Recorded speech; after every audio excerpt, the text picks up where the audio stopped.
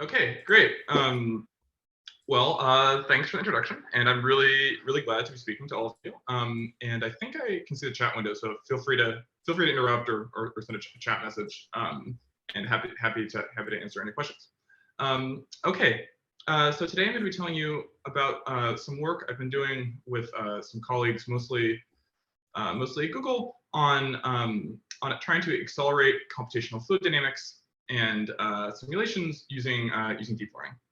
And so I'm part of a group at Google that's this applied science research team, and what we're trying to do is find opportunities to use Google technology to sort of improve basic science research. And so I guess I'll go ahead and get started. Okay, so again, quick outline, going to give sort of a bit of a broader perspective of how we think about, at least how I think about simulation and machine learning as sort of complementary tools. I'm going to talk a little bit about what traditional fluid simulations look like and some of the challenges there, and then talk about our approach for trying to accelerate these simulations using machine learning. And again, sort of the context here, as I'm sure is a similar perspective to many people working in AI, is we have these amazing tools like deep learning, machine learning, that it's been sort of incredible for solving a whole bunch of different problems, say facing a company like Google, like really sort of pervasive for things like search or for processing images or language, all sorts of like really powerful, huge impact from deep learning. But it hasn't really had that impact yet on science, especially on scientific computing.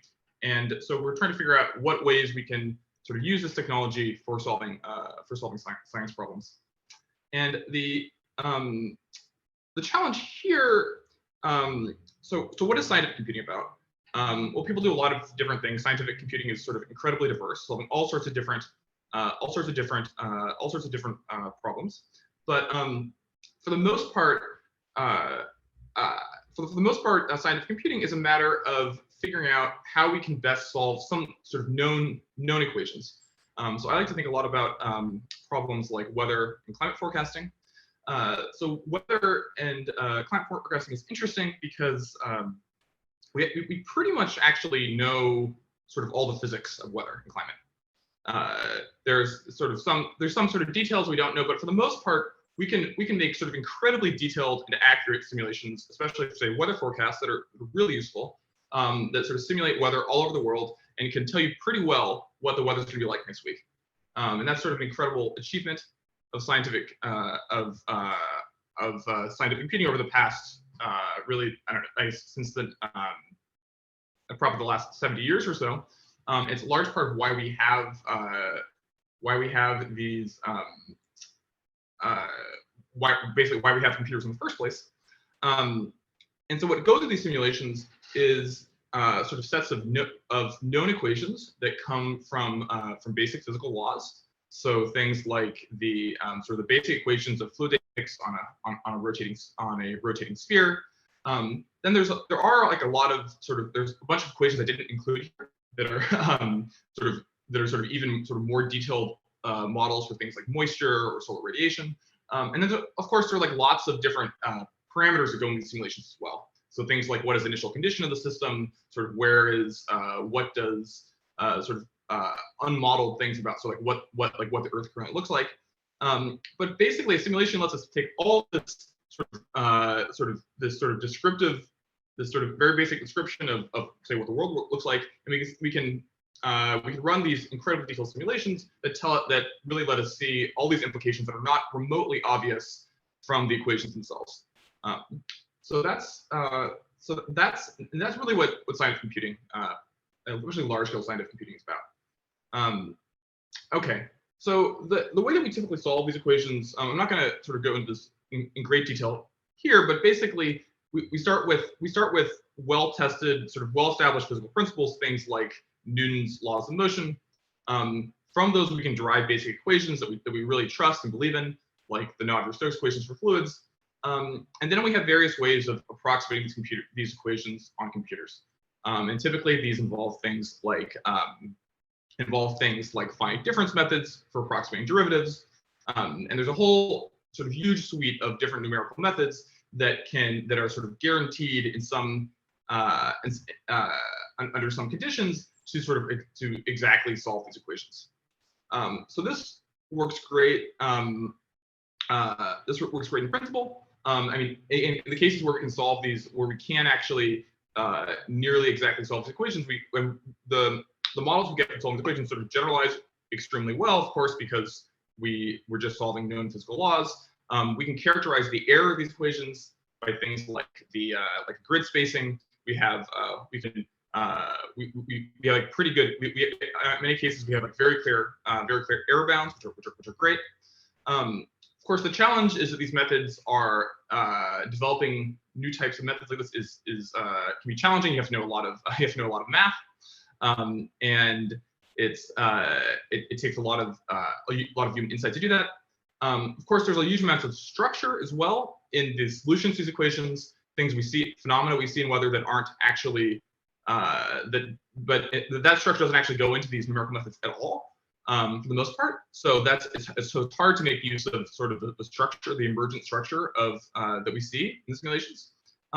Another challenge is that most of the methods most of the numerical methods are not great fits for either. They're not great fit for a sort of modern like hardware accelerators like GPUs or TPUs. So it's a little hard to sort of efficiently do these simulations. They're mostly memory bandwidth limited. And so they're using sort of a small fraction of sort of even even a small fraction of sort of just like basic of sort of the compute cycles on the CPU. Okay, so alternatively, we can think of this as sort of a black box machine learning approach. I'm sure all of you are sort of familiar with these sorts of techniques, and recently deep learning works great for solving all sorts of problems. The challenge, of course, here we have sort of very flexible frameworks. It's easy to adapt to sort of new types of problems. You just plug it into the same model, retrain, and now you have a model that solves some new phenomena. That's awesome when it works. Of course, we also have machine learning works great on modern hardware like GPUs. GPUs can run really fast. Of course, the challenge here is we need sort of loads of training data. And sort of generalization is not necessarily guaranteed, at least not as strongly as it's guaranteed in the sort of traditional simulation methods. So the perspective that we're exploring here, and that I think is really promising for scientific computing problems in general, is try to see how we can mesh together these two different sides. So so the numerical methods, which we like because they're interpretable, they have some degree of generalization. And the sort of the neural networks, which we can use for sort of approximation problems. So recently, there's been sort of this sort of emerging paradigm of so-called differentiable computing or differentiable programming. Basically as long as we can differentiate through both sort of the traditional physics solvers, the numerical methods, and the neural networks, we can sort of optimize all the parameters of the neural networks in order to sort of result in the sort of the overall program that sort of performs best according to some objective. So this is kind of the paradigm that we're going to be exploring here today. And again, let's just impose things like hard constraints here, like I wrote down a continuity equation, which is sort of conservation laws. But inside of all these methods, there's always, if you dig down deep enough in any simulation, even if somebody tells you that we're solving, that I'm exactly solving the physics, well, at some point there's always some level of, or nearly always actually some level of approximation. You can almost never actually solve these equations entirely exactly in systems that are complex enough to be interesting. So at some point you can think about sort of artfully injecting a little bit of machine learning just where you need it to improve some underlying approximations. And again, for a bunch more examples of this, Niels Thury at TU Mutual have a sort of an ebook on physics-based deep learning, which I really like. I highly recommend you check it out. It has some nice tutorials and some examples of doing this sort of work, mostly for fluids. Okay, so that's kind of my setup here. I'm going to go into now talk a little bit about fluid simulation. And so why are we doing computational fluid dynamics? Well, this is probably within computational science, and so within things that say people run on supercomputers, I mean, if you had to, if it's possible to pick a largest sort of slice of that, fluid dynamics and fluid simulations might be the sort of the broadest set of use cases in science engineering. Useful for all sorts of stuff like weather and climate simulations, all sorts of engineering problems like aerodynamics, modeling, say, or modeling engines, modeling, and also relevant, of course, for a lot of sort of pure science problems as well, like those that come up, say, in astronomy or plasma physics. And again, I think similar themes we'll see to what I'm talking about here actually come up for a lot of different problems in a lot of different sort of domains elsewhere in science, but this is sort of one that, and I've worked on a number of these, but this is kind of the area where I'm going to focus on today. Okay, so I'll take you through maybe a little bit about the physics here. Basically, the main reason, and there are multiple reasons why fluid simulations are hard, but one of the biggest reasons is turbulence. And this is you can think of turbulence as kind of this unpredictable sort of very like high resolution detail you see in sort of chaotic flows you see in fluids. We've all seen sort of turbulence in our everyday lives, but basically, it's sort of a fundamental sort of physical phenomenon that arises in fluids, and when you sort of combine it with other sorts of even sort of more sort of other types of sort of coupling with sort of other sort of physical phenomena, you get you can sort of explain all sorts of different relevant problems, like again, like weather, climate problems, like different types of, say, problems that arise in material science or chemistry, combustion. And so I sort of teach you all about turbulence today. That's that's sort of a whole academic field, but basically there's sort of the challenge of turbulence is that the large scale flows get coupled to the small scale flows. And you have to actually get the small details right. Even if all you care about is the big details, you have to get the small details right to explain the big details, because everything couples back and forth. There's this the scales are coupled, and that makes turbulence really hard. It's really hard to predict. When you pour milk in your coffee, predicting exactly which way things swirl is extremely difficult. There's just a lot of details to keep track of. Okay, so the general paradigm for simulations is that we have some known set of equations, like the equations for fluids, and now to actually simulate things, we have to put them, we basically put things on a grid of some form. And the challenge is that those grids, and again, in most real world problems, we can never actually make that grid as high resolution as we need. And so I like to look at, say, like weather forecasting. Say this is a satellite photo of a hurricane versus the resolution you see in a weather forecast, and it's really just there's a lot of details that are missing. And fundamentally, the challenge is that if we could have very small grid spacing, we know we do active simulations, but we actually can't achieve that in practice, because even when we run this on our biggest supercomputers, we're sort of nowhere near the resolution we need. We might need supercomputers that are thousands or even millions of times faster, and that's basically just not practical. At some level, we have to do we're gonna have to approximate things on a grid of some resolution. And of course, the runtime scales with the number of grid points in space and time. So it scales like say 1 over the grid spacing to the 4th power. So if you want to do, say, 10 times higher resolution, you need 10,000 times more compute power.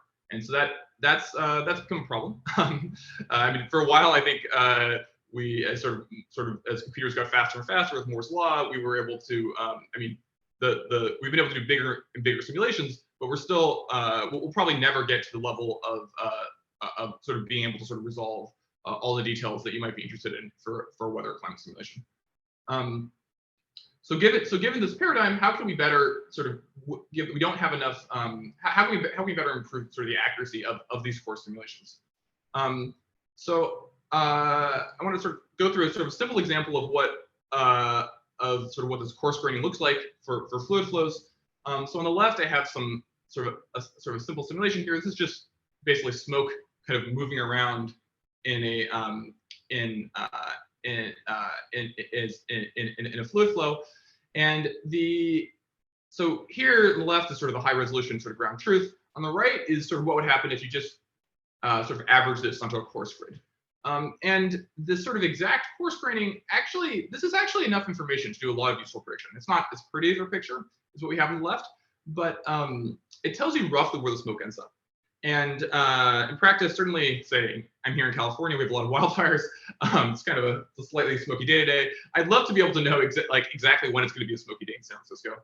And I'm actually would be roughly okay, even if I don't really need to know if it's going to be smoky right outside my house or sort of the whole city. I mean, I'm okay with sort of an approximate answer there. So if you can give me good answers on coarse grids, if you can do that accurately, that'd be wonderful. And of course, it should be a lot faster because I'm keeping track of a lot less information.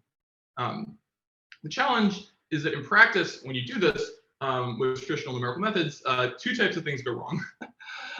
So the first thing that goes wrong is that your method can become unstable. And sort of basically applying your method iteratively over time. You can the method is sort of designed to handle, so the numerical method is designed to handle, say, smoothly varying functions, but you're doing things on a coarse grid, things aren't smooth anymore, and those discontinuities mean that your simulation method can break down. And so oftentimes at instabilities, sort of your simulation just kind of gets garbage at some point. That's sort of really bad. Then we don't have a useful answer at all. So alternatively, what people typically do is they kind of smooth out the bad parts of your simulation. And they add some amount of sort of numerical diffusion that kind of guarantees that you never can have, say, a sharp discontinuity. And that's all right, but it does mean you end up with the really blurry picture instead, which is not very accurate.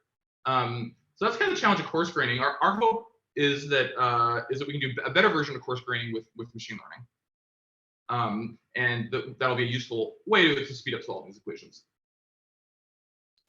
Okay, so if you look at I'm just gonna click through here, but if you look at the resolution again of a fluid simulation, here I'm looking at a 2D fluid simulation that, like the ones that sort of most of our results here are include. As you increase the resolution in which you do the simulation, different levels of numerical artifacts. The higher resolution, you solve things, say, on you get a more accurate result. On the other hand, if you do things on a coarser grid, you have faster simulations.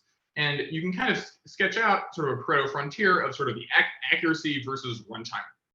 That's what I have here on the right, is that this is like so here we're measuring the time for which the forecast say the simulation has a correlation coefficient within 95% of the true answer. As you increase resolution, and you see that you can imagine it's like a weather forecast, say a 2-day weather forecast versus a 4-day weather forecast versus, say, a 6-day weather forecast.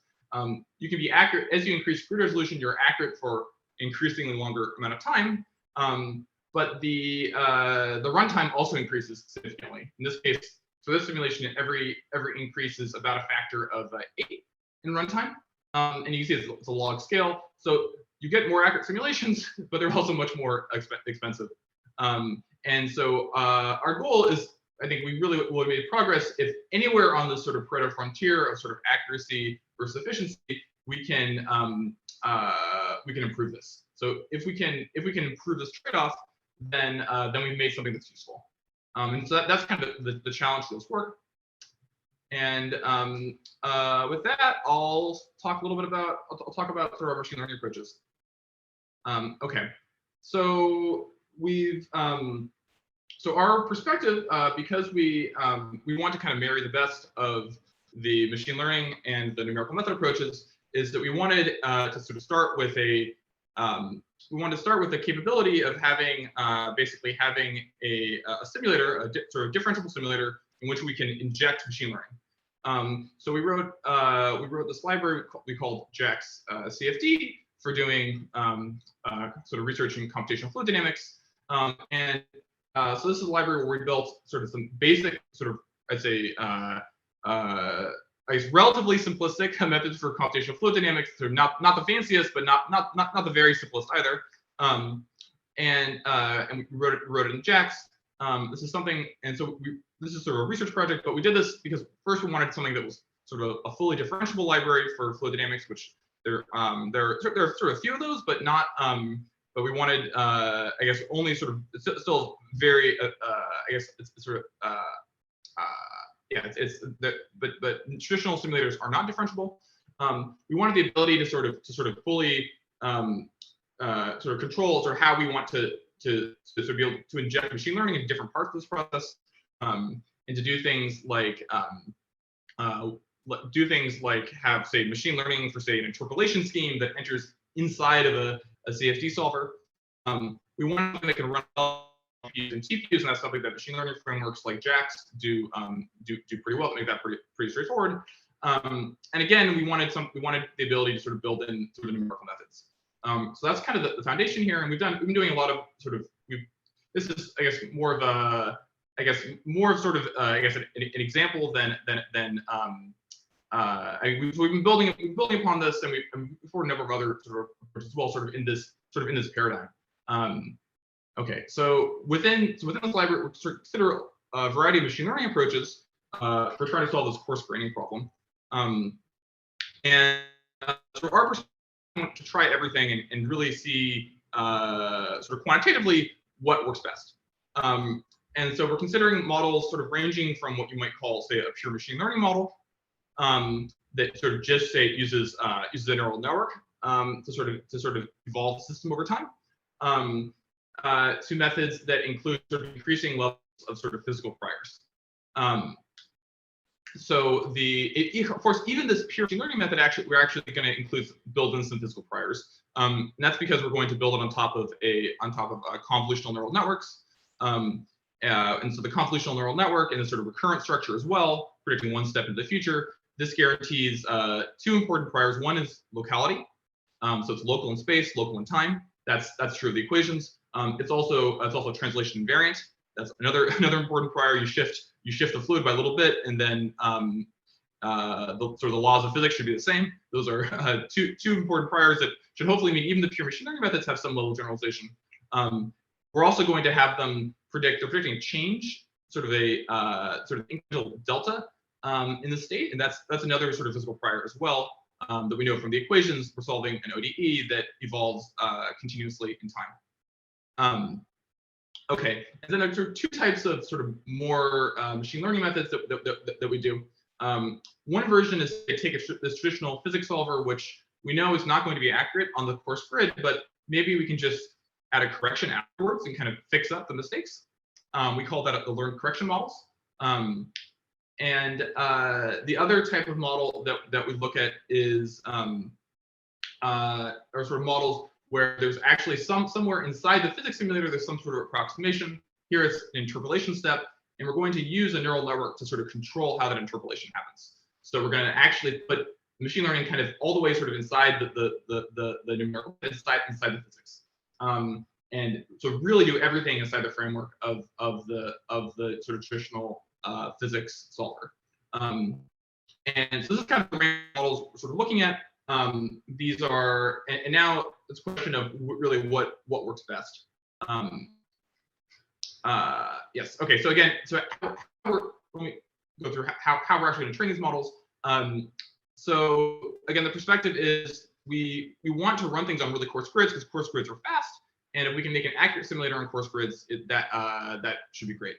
So we start off running very expensive high resolution simulations, starting off with some initial state. We can use this to make sort of high resolution ground truth that we can then downsample to a coarse grid, and this is what we're going to try to reproduce with our method. We can do this, and so we're going to sort of take these sort of coarsened initial states, run them through our solver of say a machine learning solver of some sort, and we're going to try to match the coarse grid behavior.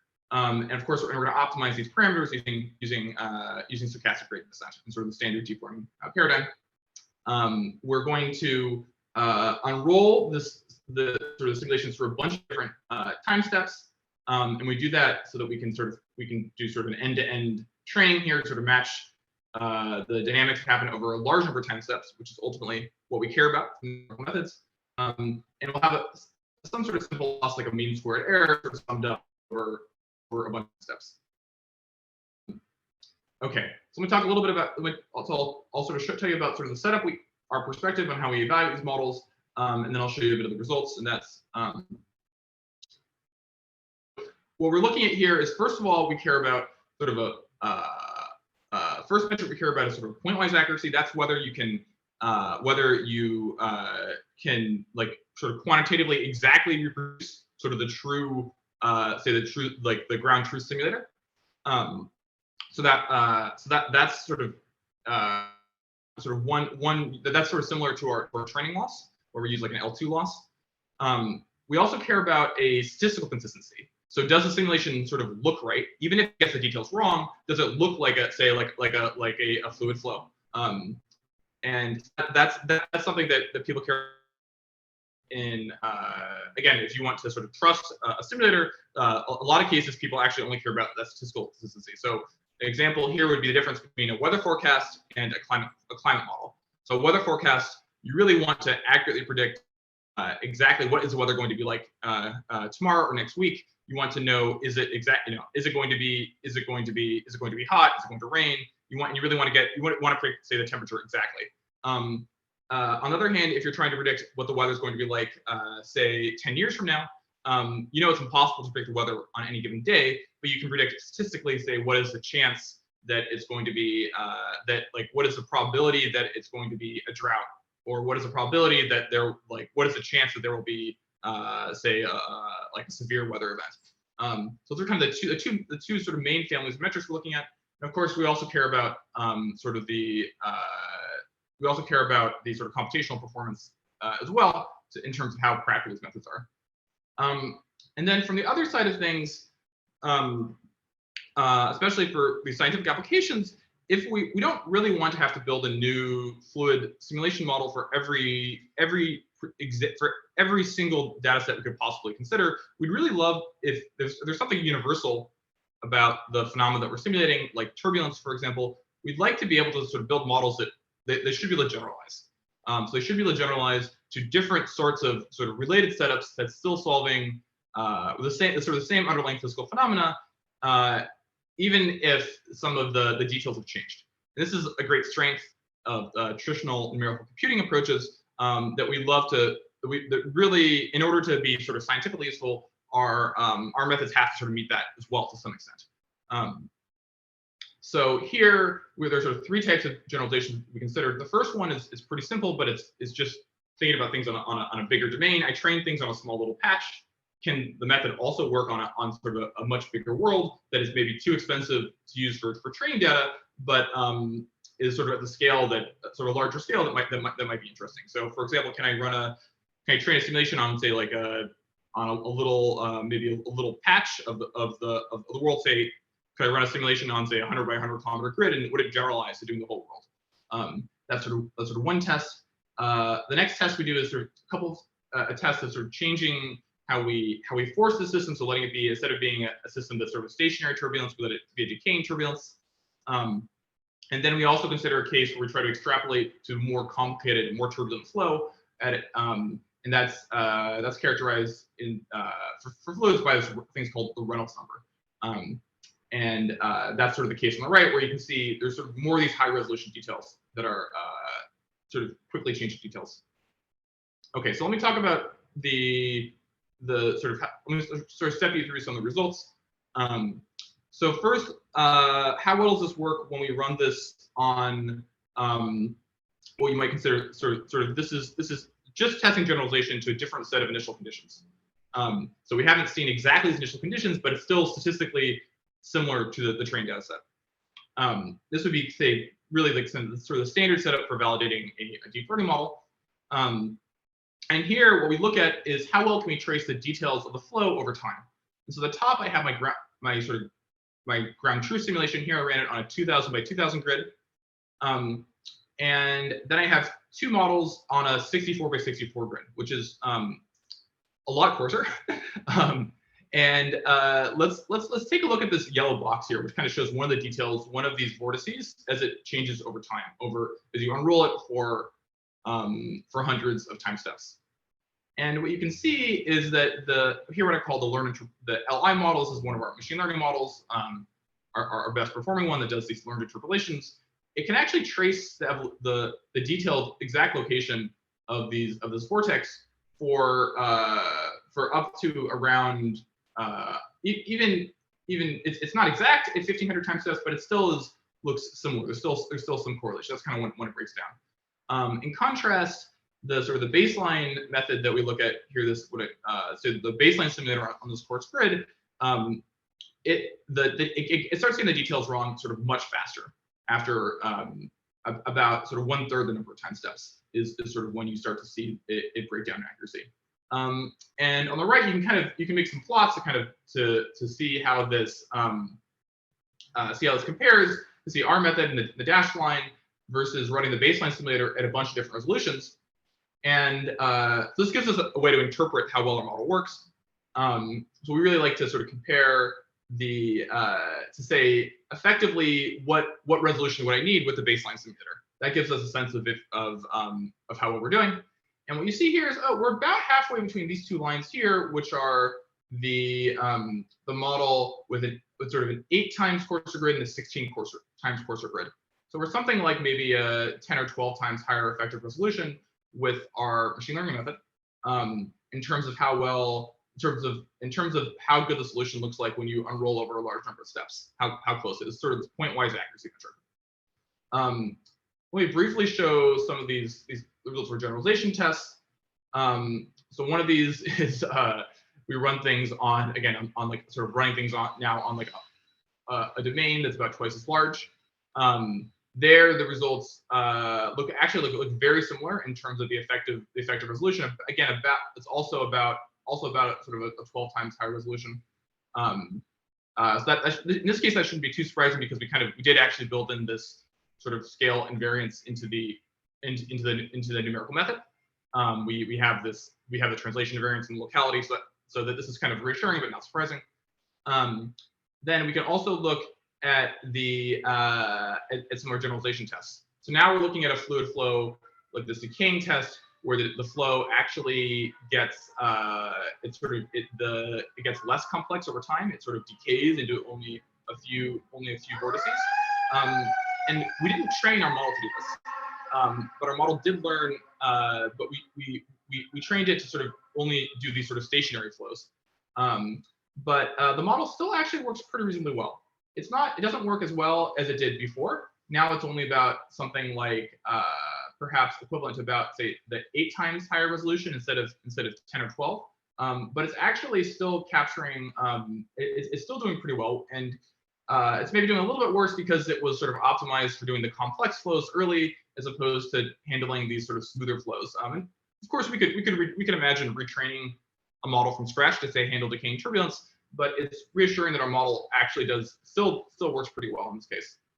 We can also do sort of an even harder test, which is trying to do these more complex fluid flows at the higher Reynolds number. So here we sort of use some sort of knowledge from understanding of the equation, sort of how we know how we know something about how the sort of self-similarity sort of scaling of turbulence works. So we know that, well, if we do things at half the grid spacing, that actually should roughly be equivalent, and we sort of do a little bit of rescaling in the equation. That should roughly be equivalent to basically the same numerical method should work.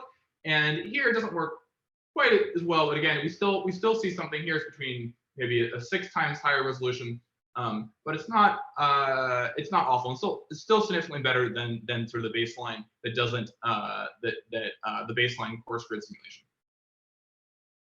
Okay, so the other thing we looked at is this sort of statistical consistency test, and here there's a few ways we do this, but one classic way that say a physicist would look at a fluid flow is to calculate a power spectrum. So how much energy you have at different frequencies. And again, we see that actually our machine learning method, which again is these dashed lines, actually does a very good job of capturing the sort of statistical aspects of the flow.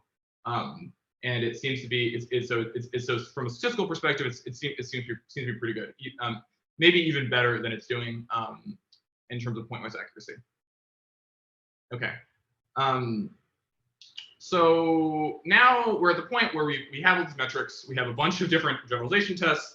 We have a bunch of different metrics we care about. We care about things like the pointwise accuracy. We care about the statistical accuracy, and sort of even more basic tests. We care about stability. The simulation had better not sort of blow up if you run it. If you run it, if you run it, sort of feed it back into itself. Much times it had better not. The answers sort of need. You should never sort of diverge off to infinity. We trained each of these models 9 times to sort of get a sense of how sort of some measure of I guess of sort of statistical certainty here, because these, again, when you train these models different times, it is easy to get one of these deep learning models that happens to sort of work better or worse. And we see a few. So now we can look at the trends we see here. So the first trend have these sort of blue circles, but if you look at the models that, in terms of the pointwise accuracy, actually, so one of our machine learning models we called the top here are the 2 sort of hybrid models that I talked about, I introduced earlier, both the sort of learned interpolation and this learned correction model. These are the hybrid models on the top and the bottom are 2 pure machine learning methods that use different sort of CNN architectures. And so sometimes some CNN architecture actually can be pretty accurate, especially within the training domain, or this sort of larger domain test from a pointwise accuracy perspective. But we see a bit of, and again, they can sort of effectively do it like a fairly high resolution, but they start to break down when you look at these generalization tests, especially the tests where we have this, the test where we sort of make the fluid more turbulent, or we let the turbulence decay over time, and that's where some of these models sort of significantly decrease in accuracy, and they also sometimes end up being unstable as well, just because we're running them on flows that are very different from what we trained them on. So that's kind of so we think that, so it looks like, well, these hybrid methods, they seem to be doing pretty well, especially this learned interpolation method. The pure machine learning methods, they don't seem to generalize as well to these sort of scenarios where the statistics have sort of changed in sort of subtle ways. Okay, so far we're pretty happy with these machine learning methods. How does performance actually compare? Is this actually useful? And so here, I want to come back to this, looking at this sort of pareto frontier efficiency that I talked about earlier. But we want to sort of look at how do things change in terms of the accuracy versus the time for which we run these, for which the simulation is accurate. And so I'll talk a little bit about sort of walk you through sort of how we set this up. So we ran this on we set this up in terms of, we ran this on Google TPUs, but we've done sort of similar results for GPUs or even CPUs. We did our best to sort of optimize to optimize these solvers and sort of verify that we're doing a that we've got a pretty sort of reasonable sort of baseline simulator. This is maybe not the absolute world's best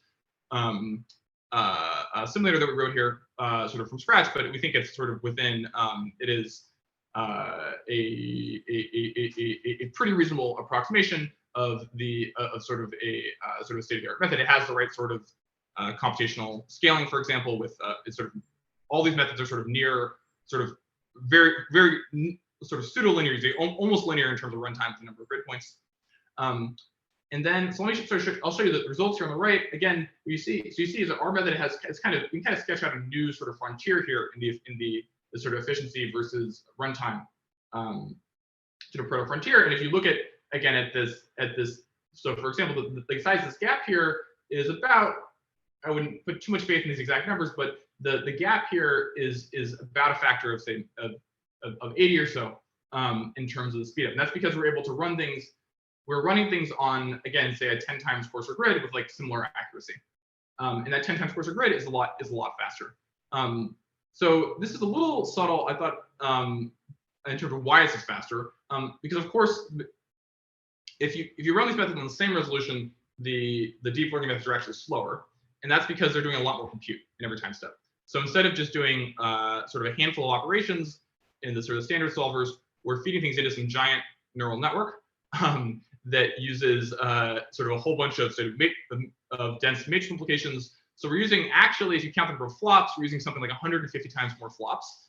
So that seems problematic. That would kind of counteract a lot of the speed up. But it turns out that flops is not sort of the whole story for efficiency. And I'm sure many of you are familiar with this, but basically it's a lot. Flops are, again, especially on GPUs and TPUs, but even on modern CPUs as well, memory access is slower than compute. So these baseline solvers only do a handful of operations sort of per memory access. But when we put things into the neural network, suddenly we can do a whole bunch of sort of compute operations per memory access. And that means we get much better utilization from the hardware, particularly on these TPUs, which have sort of dedicated chips for fast, low precision matrix multiplication. We're much more efficient in terms of flops. So we're actually only about sort of 12 times slower, even though we're doing 150 times as much work. And so overall, this comes out to about 80 times faster. That's kind of a factor of 1,000 from the grid resolution divided by 12. From sort of the same speed at for running things on the same grid size. Okay, so that's kind of my. I think I'm sort of coming to the end here. And again, happy to answer questions. But so we're pretty pleased with this. We published this. We sort of published the paper earlier this year in PNAS with a bunch of my amazing collaborators from Google. You can see over here on the right, especially Dima and Jamie who love this work.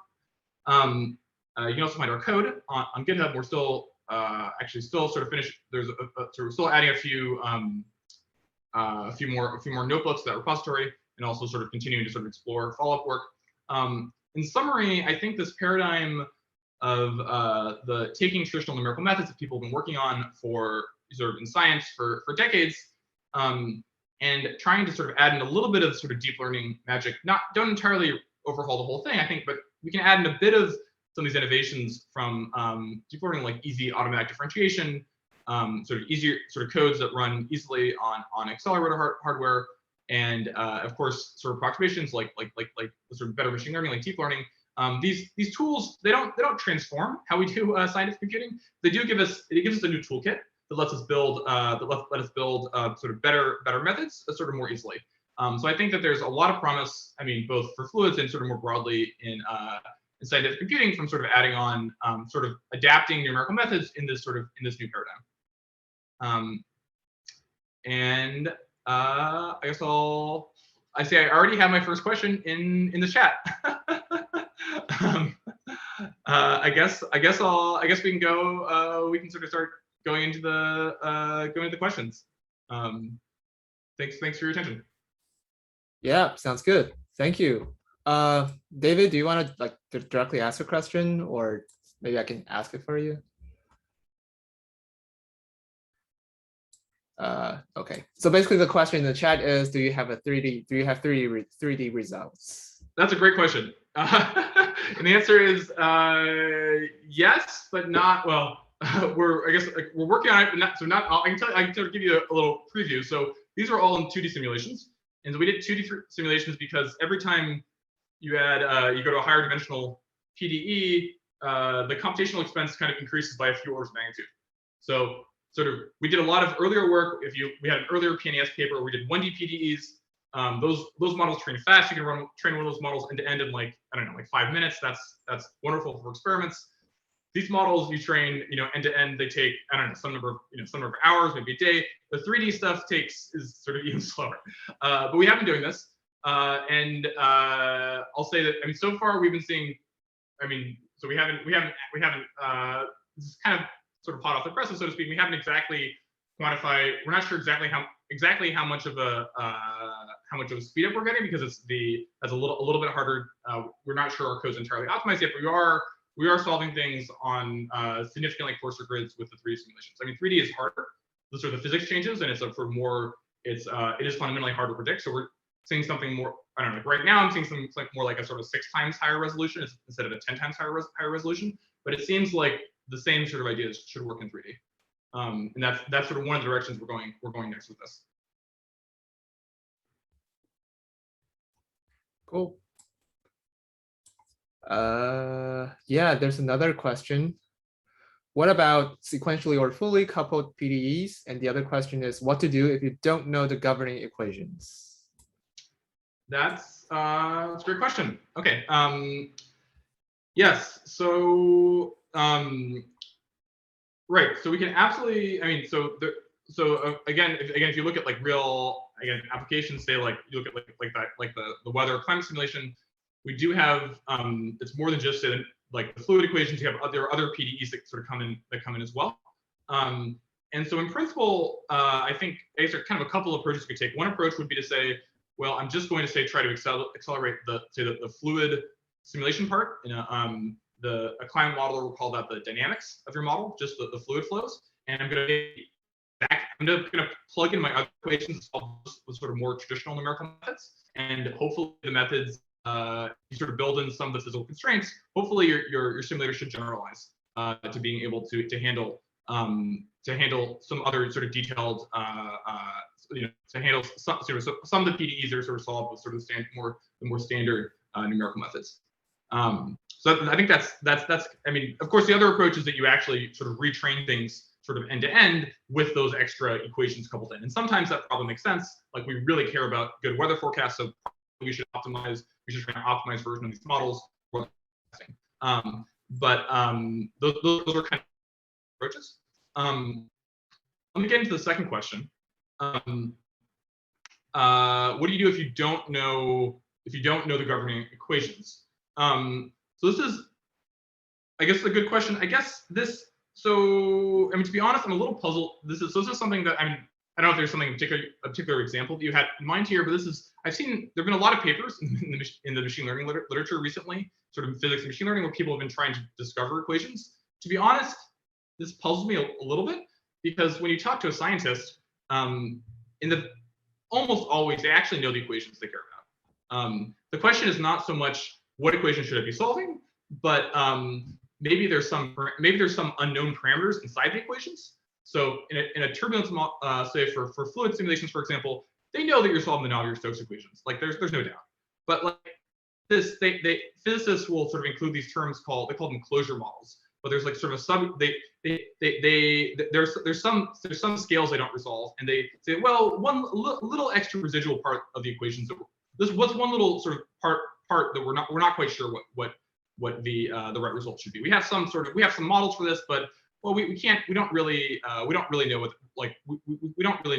exactly what it should be. So parts of equations maybe, but generally they do actually know know the equations that you care about solving. It's just that they're really hard to actually simulate in practice. So yeah, so I think that in most cases I would say it's actually closer to say a sort of parameter estimation problem than really. In some cases there are a few terms in the equations you might learn, but and you can imagine perhaps there is some promising work in this direction, but I guess that's generally I don't think that is the most relevant problem.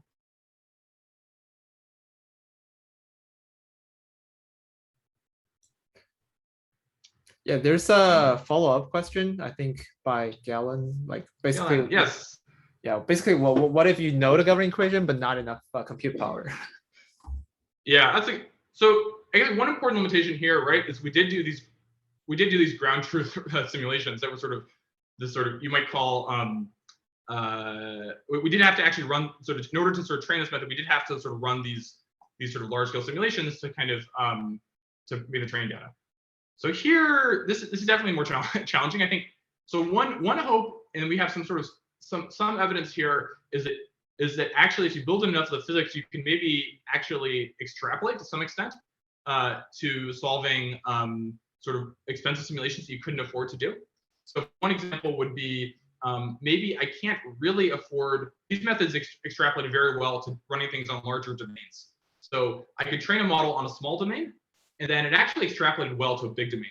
So in some cases, if the phenomena you care about actually is if there's some dominant length scale, for example, that you can actually simulate it pretty well, you can cover the whole, you can cover see all of the sort of the local phenomena of interest you can see with sort of small scale simulations, because these models are entirely local, then they may extrapolate well to domains. Sometimes, of course, you actually, like some phenomena, you do really need the large scale simulations to see. And there, perhaps if we're lucky, so like again, sometimes maybe we can extrapolate in some cases because we can see sort of really sort of our models are sort of constrained to be local, so they see, say, they've seen sort of every little patch, and then sort of, and they know what to do with a little patch of simulation. So hopefully they should extrapolate to sort of larger, to sort of scenarios that we haven't seen. Of course, this may not always be possible, but I think that's our hope for how to make this method useful. Do you think maybe you can train it in a non-supervised fashion, like I don't know, self-supervised in the future? And if so, how can we achieve this? That's a great question. So I mean, I'll say, yeah. So there've been a few papers doing this, and I don't have the names offhand. There have been several attempts to do sort of more sort of self-supervised models, especially models that, for example, you include, say, physics as kind of as like a loss term to optimize during training, and you could sort of feed in, say, random sort of some sort of random flow, for example, and sort of force it, say, like do the same thing on some sort of random state, sort of reproduce the Navier-Stokes equations, for example, sort of evolve it consistently in the same way. And so there have been actually quite a few papers that have done this. And I think there's some evidence that this works reasonably well. I think the challenge here is, and the reason why we haven't done this, is that we don't actually need simulators that work on sort of totally random, sort of anything from any valid set of noise and sort of reproduce Navier-Stokes equations. It turns out the set of fluid flows, for example, it's a very limited part of the manifold is sort of much smaller actually than sort of independent noise at every location.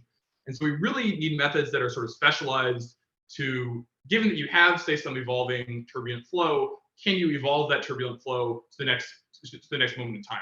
It's not, can you take any conceivable possible flow of any type, whether or not it looks remotely realistic, and simulate that accurately, because most of those sort of conditions actually never actually arise in practice.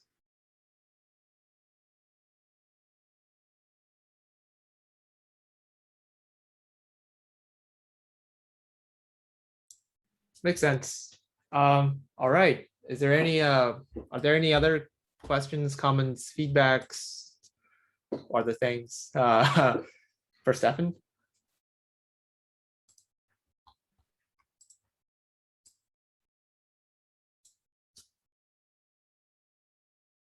All right. In a lot of simulations, you also have kind of some grid, like a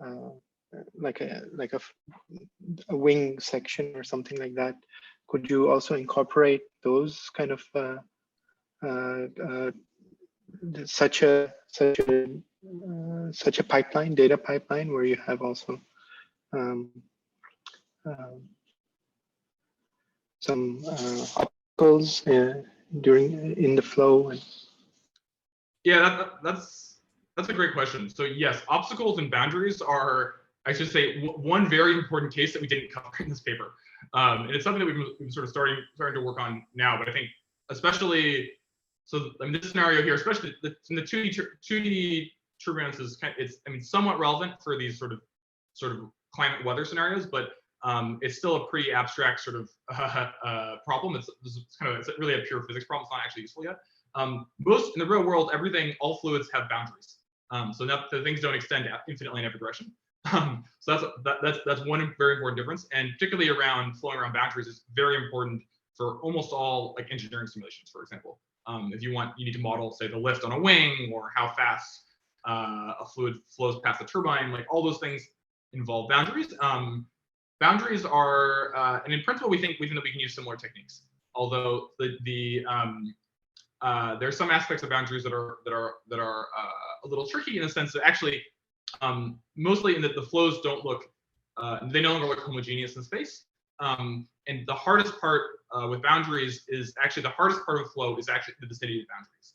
So you might only really, and with traditional methods, they use sort of variable resolution grids, these much higher resolutions, say in the immediate vicinity of a wing than you do over the bulk of the fluid flow. So just that the sort of the boundaries and boundary layers are really hard. That's a really important topic that we've been sort of just starting to kind of explore. Awesome, thank you. Any other questions?